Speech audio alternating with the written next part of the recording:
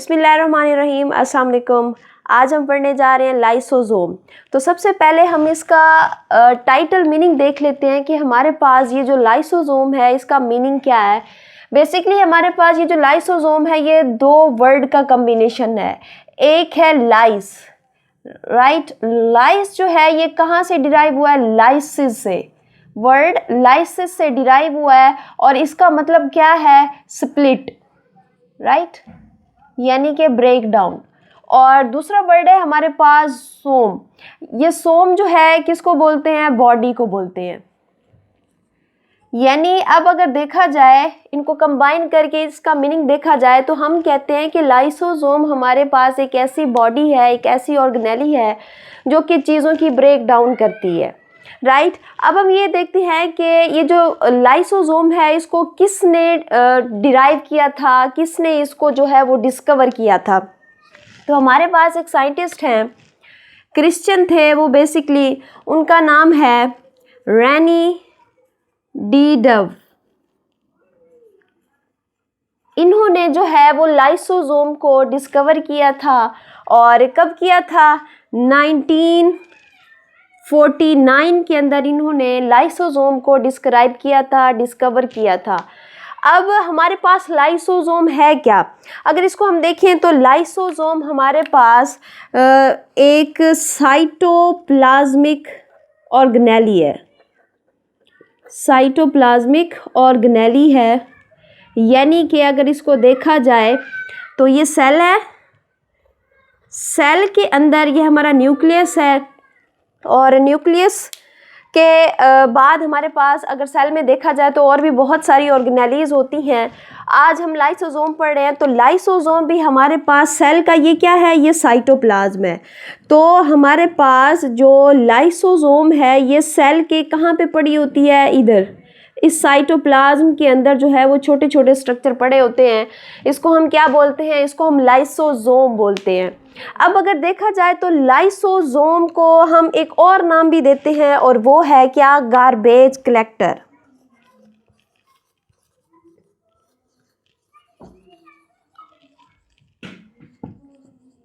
इसको हम garbage collector भी बोलते हैं। यानी कि अगर सेल के अंदर कोई ऐसी चीज़ आ जाए जो कि अनवांटेड हो, जो कि वेस्ट हो, तो हमारे पास ये जो लाइसोसोम है उसको कलेक्ट करेगा और फिर उसको जो है वो सेल से एलिमिनेट कर देगा। तो इसलिए इसको गार्बेज कलेक्टर भी बोला जाता है।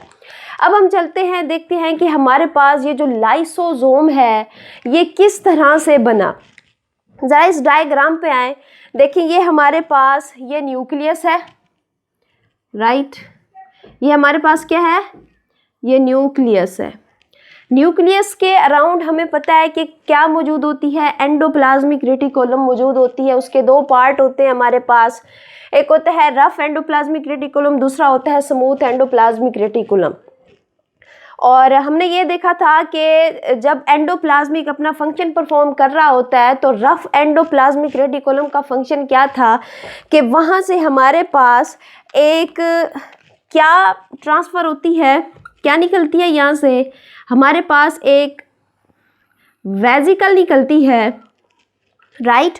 और उस वेजिकल के अंदर क्या मौजूद होती है?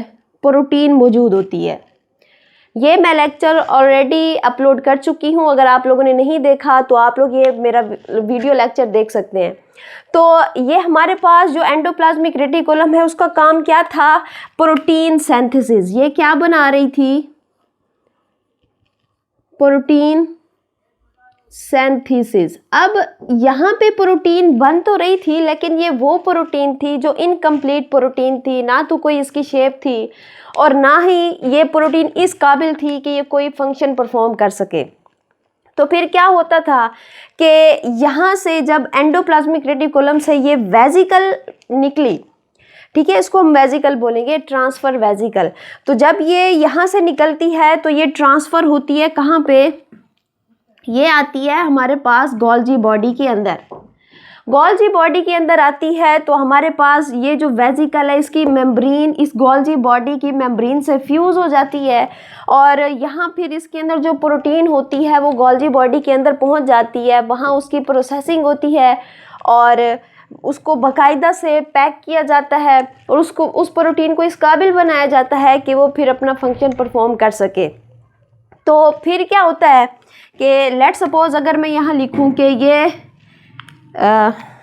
ये हमारे पास जो है ये वेजिकल थी, तो ये वेजिकल जो है वो इसके साथ फ्यूज़ हो जाती है और जो प्रोटीन है वो यहाँ पे इसके अंदर फिर आ जाती है।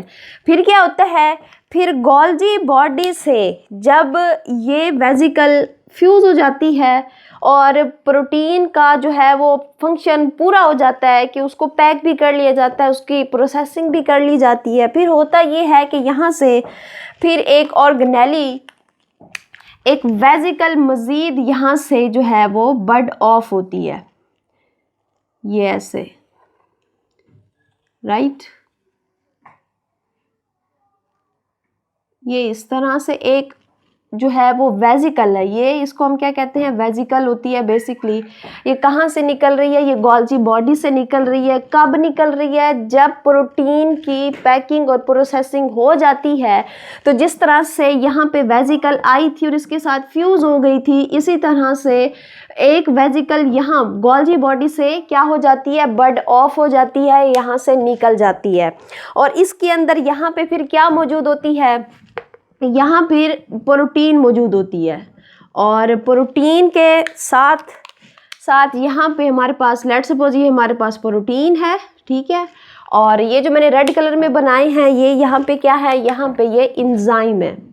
इसके अंदर क्या मौजूद है, इंजाइम मौजूद होते हैं। और साथ में ये जो ब्लू कलर की है दैट इज़ अवर प्रोटीन, ठीक है। तो यहाँ पे जो है ये जो आप स्ट्रक्चर आप लोग देख रहे हैं, इस स्ट्रक्चर को हम क्या कहते हैं, ये जो हमारा स्ट्रक्चर है इसको हम कहते हैं, ये हमारी क्या है, लाइसोसोम। अब ये जो आप स्ट्रक्चर देख रहे हैं ये है लाइसोसोम। कहाँ से ये डिराइव हुआ, ये बेसिकली हमारे पास गोल्जी बॉडी से जब प्रोटीन की प्रोसेसिंग और पैकिंग हो जाती है उसके बाद एक वेजिकल बड ऑफ होती है गोल्जी बॉडी से, और वो वेजिकल क्या होती है हमारे पास, वो एक्चुअली में हमारे पास लाइसोसोम होता है। तो ये हो गया, आप लोगों को समझ आ गई कि लाइसोसोम हमारे पास कैसे बना। अब अगर हम लाइसोसोम को मज़ीद देखें तो लाइसोसोम के अंदर हमारे पास इंजाइम होते हैं। क्या होते हैं, इंजाइम होते हैं। और कौन से इंजाइम होते हैं, हाइड्रोलाइटिक इंजाइम होते हैं। यानी कि ये वो इंजाइम होते हैं जो वाटर की मदद से चीज़ों की ब्रेक डाउन करते हैं, ठीक है। ये हो गया। और इसके अलावा अगर हम देखें तो हमारे पास ये जो लाइसोसोम है इसके अंदर का जो इन्वायरमेंट होता है वो एसिडिक होता है।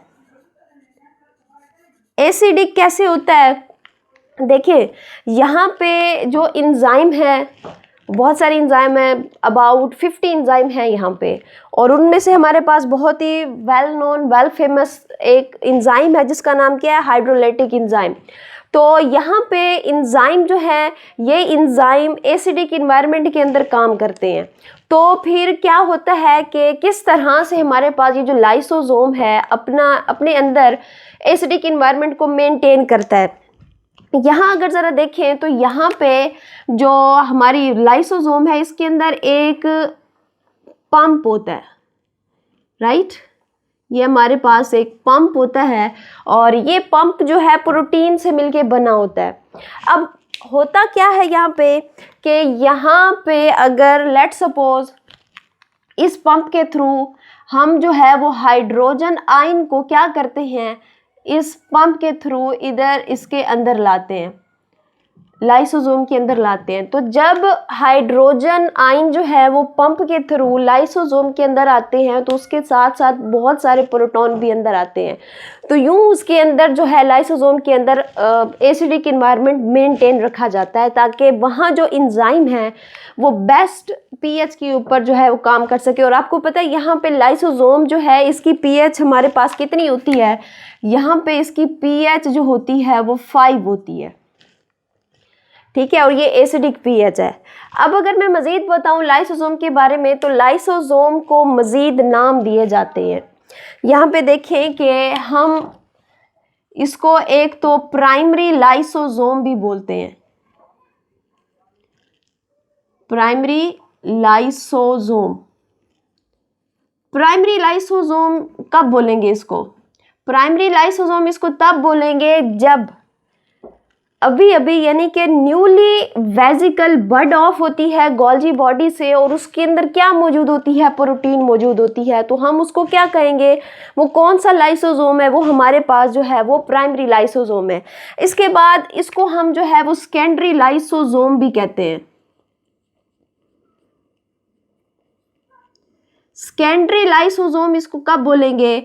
सेकेंडरी लाइसोसोम इसको तब बोलेंगे जब इसके अंदर जो भी मटेरियल होगा, प्रोटीन होगी, इसके अंदर कार्बोहाइड्रेट होगा, वो जब क्या हो जाए? डाइजेस्ट हो जाए, राइट? जब वो डाइजेस्ट हो जाए उस स्टेज पर लाइसोसोम को हम क्या नाम देते हैं? वो हमारी कौन सी है? वो सेकेंडरी लाइसोसोम है। हम इसको थर्ड नेम भी देते हैं और वो है हमारे पास क्या? वो है रेजिडुअल बॉडी। देखिए यहाँ पे डाइजेशन के बाद कुछ मटेरियल फिर भी बच जाता है, अनवांटेड मटेरियल फिर भी रह जाता है। तो जब अनवांटेड मटेरियल डाइजेशन के बाद रह जाता है, उस कंडीशन पे हम इसको क्या बोलेंगे कि ये कौन सी लाइसोसोम है? ये हमारे पास रेजिडुअल लाइसोसोम है। अब हमारे पास एक फोर्थ पे हम इसको क्या बोलते हैं? हम इसको बोलते हैं ऑटोफेगोसम। ऑटोफेगोसम इसको बोला जाता है। कब बोलेंगे? देखिए हमारी बॉडी के अंदर सेल्स पुराने होते जाते हैं और वो ब्रेक डाउन होते रहते हैं, तो उनको क्लीन भी तो करना है ना बॉडी से।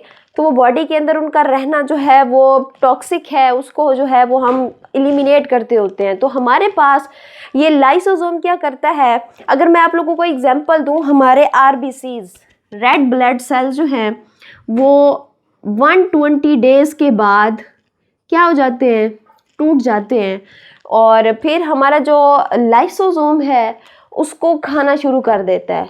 या फिर इनके अलावा अगर बॉडी के अंदर कोई भी सेल जो है वो अपनी लिमिट क्रॉस कर गया है और वो ब्रेक डाउन हो गया है, तो फिर क्या होता है? ये लाइसोसोम जो है वो उसको खाना शुरू कर देता है। इस एबिलिटी को हम पता है क्या कहते हैं? इसको हम कहते हैं सेल्फ ईटिंग। सेल्फ ईटिंग यानी कि अगर देखा जाए तो हमारे पास लाइसोसोम क्या है? सेल्फ ईटिंग है, सेल्फ ईटिंग ऑर्गेनेली है। और इस प्रोसेस को हम फिर क्या बोलते हैं? ये कौन सा प्रोसेस है? ऑटोफेगोसम। यानी कि ऐसा प्रोसेस जिसके अंदर जो है ऑर्गेनेली अपने ही सेल्स को खाना शुरू कर दे, इसको हम क्या कहते हैं?